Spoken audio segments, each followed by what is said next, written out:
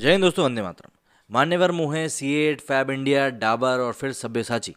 मतलब ये लिस्ट जो है ऐसा लगता है बढ़ती ही जा रही है और ऐसा लगता है कि ये पब्लिसिटी का एक नया एजेंडा ढूंढ लिया है मार्केटिंग कंपनीज ने कि किस तरीके से किसी भी एक प्रोडक्ट को मतलब वर्ड ऑफ माउथ पब्लिसिटी की मतलब कम से कम पैसा खर्च किए हुए ज़्यादा से ज़्यादा पब्लिसिटी कैसे दिलानी है। तो इन्होंने बदनामी में भी नाम करने का एक तरीका जो है वो ढूंढ लिया और एक के बाद एक कंपनीज इसी फहरिस्त में आगे बढ़ती जा रही हैं। अभी कुछ दिनों पहले सब्यसाची ने मंगलसूत्र की एक अपनी नई क्या कहते हैं इनके ऐड कैंपेन जो था वो लॉन्च लॉन्च किया था।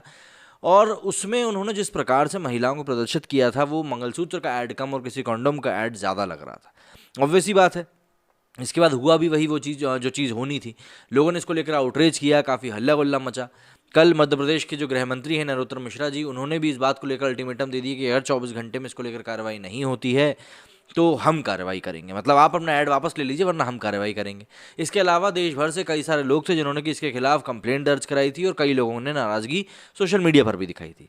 इसी के बाद कल देर रात को ये खबर निकल कर सामने आई कि भाई सब्यसाची ने अपना जो ये ऐड है ये वापस लेने का फैसला किया है। फैशन डिजाइनर सब्यसाची मुखर्जी ने मंगलसूत्र पर बनाया अपना विवादित विज्ञापन वापस ले लिया है। उन्हें मध्य प्रदेश के गृह मंत्री नरोत्तम मिश्रा ने 24 घंटे का अल्टीमेटम दिया था।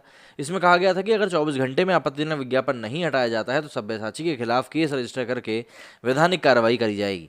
सब्यसाची की कंपनी ने अपने इंस्टाग्राम पर विज्ञापन वापस लेने की सूचना दी। इसमें कहा गया कि मंगलसूत्र अभियान का उद्देश्य समावेशिता और सशक्तिकरण के बारे में बात करना था। अभियान का उद्देश्य एक उत्सव के रूप में था और हमें गहरा दुख है कि इसने हमारे समाज के एक वर्ग को आहत कर दिया है, इसलिए सब्यसाची ने इस अभियान को वापस लेने का फैसला किया है। हालांकि मुझे ये चीज़ समझ में नहीं आती है, एक वर्ग की बात नहीं है, आपने जिस वर्ग को आपने मंगलसूत्र बेचने की कोशिश करी है आपने उसी वर्ग को आक्रोशित कर दिया है, ऐसा नहीं कि आपने किसी और वर्ग को किया। गौरतलब है कि हाल ही में सब्यसाची ने अपना एक नया ज्वेलरी कलेक्शन लॉन्च किया था। उसके बाद उसके विज्ञापन की कुछ फोटोज इंस्टाग्राम पर शेयर की गई थी। इन तस्वीरों में विज्ञापन में जो मॉडल्स दिखाई दे रहे थे उन्होंने इंटीमेट सेक्स सीन्स के साथ फोटोशूट कराया हुआ हो ऐसा लग रहा था। तस्वीरों में मॉडल्स ने ब्रा के साथ मंगलसूत्र पहना हुआ था। फोटो ऐसी थी, यदि उनके ऊपर सब्यसाची फाइन ज्वेलरी ना लिखा होता तो शायद ही आपको पता चलता कि ये विज्ञापन मंगलसूत्र या फिर ज्वेलरी का है। इस विज्ञापन को देखने के बाद नरोत्तम मिश्रा ने कहा था कि मैंने फैशन डिजाइनर सब्यसाची मुखर्जी का मंगलसूत्र का विज्ञापन देखा, बेहद आपत्तिजनक है। मनाहत भी हुआ। आभूषणों में सार्वजनिक महत्व का आभूषण मंगलसूत्र होता है। हम मानते हैं कि मंगलसूत्र का पीला हिस्सा माता पार्वती का प्रतीक है और काला हिस्सा भगवान शिव जी का। इसकी कृपा से महिला और उसके पति की रक्षा होती है। मां पार्वती की कृपा से दाम्पत्य जीवन सुखमय होता है। उन्होंने कहा कि मैं पहले भी चेतावनी दे चुका हूं कि ये जो डिजाइनर हैं सब्यसाची मुखर्जी, इनको व्यक्तिगत रूप से मैं चेतावनी दे रहा हूं कि अगर 24 घंटे का अल्टीमेटम भी दे रहा हूं कि 24 घंटे में अगर ये आपत्तिजनक और अश्लील विज्ञापन नहीं हटाया गया तो इनके खिलाफ मामला दर्ज करके कानूनी कार्रवाई जो है वो चीज़ करी जाएगी।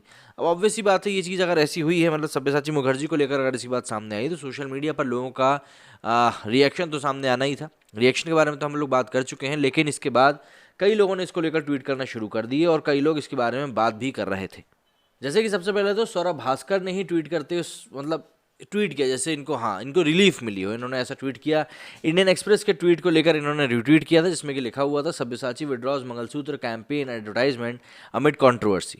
इसी के ऊपर अंजुम शायक ने ट्वीट करते हुए लिखा कि मैं किसी भी राइट विंगर को या फिर किसी भी ट्रोल को डिफेंड नहीं कर रही हूँ, लेकिन इस ऐड को देखकर मुझे भी सिर्फ न्यूडिटी ही दिखाई दी कि यहाँ पर न्यूडिटी को प्रमोट किया जा रहा है और मैं भी इसके अगेंस्ट थी। मतलब ये एक अच्छे तरीके से भी रिप्रेजेंट किया जा सकता था। अब इसी के ऊपर जवाब देते हुए रौनक ने लिखा कि nudity, you think wearing a tight dress bra bikini etcetera is nudity. तो यहाँ पर भाई साहब ऐसा है कि जिस केस में हम लोग जिस ऐड की बात कर रहे हैं ना, मंगलसूत्र को आप रिप्रेजेंट कर रहे हो, तो मंगलसूत्र को आप बिकनी के साथ कैसे रिप्रेजेंट कर सकते हो, ये चीज़ आप मुझे समझा दीजिए तो और बेहतर होगा। मतलब हर जगह पे ज्ञान पेल। इसी के ऊपर डॉक्टर राहु केतु ने लिखा कि अकॉर्डिंग टू यू इस ऐड में कोई बुराई नहीं थी, तुम वैसे ऐड करके सब्यसाची का सपोर्ट कर सकती हो, ये सबके लिए एक मैसेज होगा। इसके ऊपर टोमेटो ने ट्वीट किया कि they were not selling mangalsutra, they were selling nudity. Sabyasachi withdraws advertisement. Swara on Twitter, साराज हार्ट, स्वरा का हार्ट आप देख सकते हैं भैया क्या नाच रही है स्वरा। इसी और रीना जी ने लिखा है कि the moment right wings force any ad down people start sharing it, everyone want to see it, people watch every second of it meticulously. It not only gets a wider reach than a normal ad, but it also stays in people's minds. Soon companies will start requesting right wings to oppose their ad. It might be possible कि ये चीज़ एक tactic बन जाए कि भैया हर एक इंसान इस तरह का ऐड बनाने लगे कि भाई राइट विंग इसको अपोज करे।